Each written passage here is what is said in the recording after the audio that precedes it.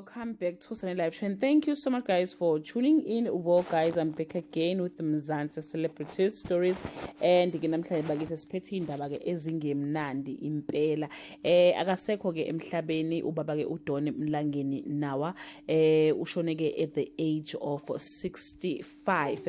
Well, guys, the family yakhe ke released a statement with regard to his passing, but ke official press statement on the passing of Don Mlangeni Nawa. It is with deep heartbreak that we share the passing of our beloved father, Don Mlangeni Nawa, on the 16th of April 2025. He was the heart of our family, a loving father, brother, and friend.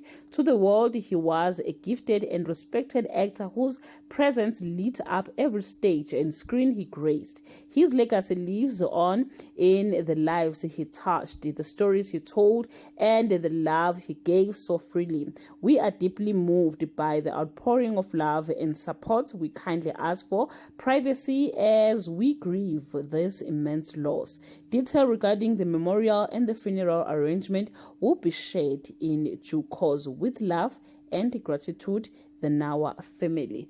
Well, guys, yeah, indaba ke ezibhlungu kakhulu bakithi lezi ngampela ke legacy yakhe will live in our heart, ngeyitori ke that he told, nangemidlalo ke simbone kuyona actor kuyo, kakhulu ubaba ke uDon Mlangeni, guys, sizomkhumbula ngestory ke aduma ngaso kakhulu, uhlala kwabafileyo la actor khona indawo yokuba ke umhlongo oweMafavuki. Guys, that character, like what actor uba yikhehla, wa actor waqhaqhazela wenza yonke into, guys, like he nailed that character yokuba ke umhlongo ke ubaba ke uDon Mlangeni. Futhi ke abantu abaningi bomkhumbula kakhulu ngalokho. Saphinda futhi ke sambona kumdlalo ubambo lwami la ke actor khona as uDavid. Guys, wa actor njengomuntu odakotshwala, wa actor njengomnyeni kaThoko. It was, yo guys, I don't want to lie, he nailed again that character.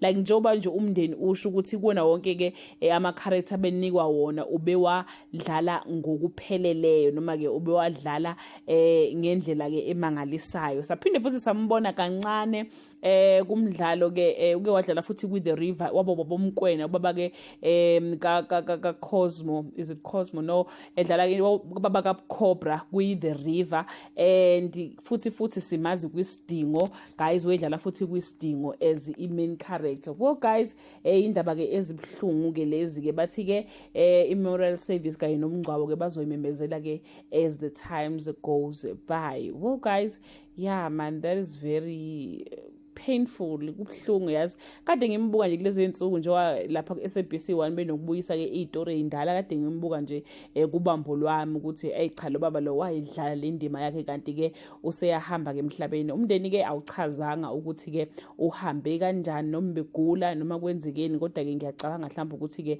kukhona ke ugulo akade ke kumbambile. To friends, family, na wonke ke umuntu ke who was touched by this, by ubaba uDon Mlangeni, cisha this guy ubaba uDon Mlangeni bakithi akwehlanga olungihliyo, engathi ke umoya wakhe ungaphumula ke ngokuthula. Na uma ukuthi uyamkhumbula ke lapha ama comment ungabhala ukuthi umkhumbula kuphi umdlalo. Yeah guys, lilele ke iqhawe. That bring us to the end of this video. Do leave your comment below and share your opinion. Bye.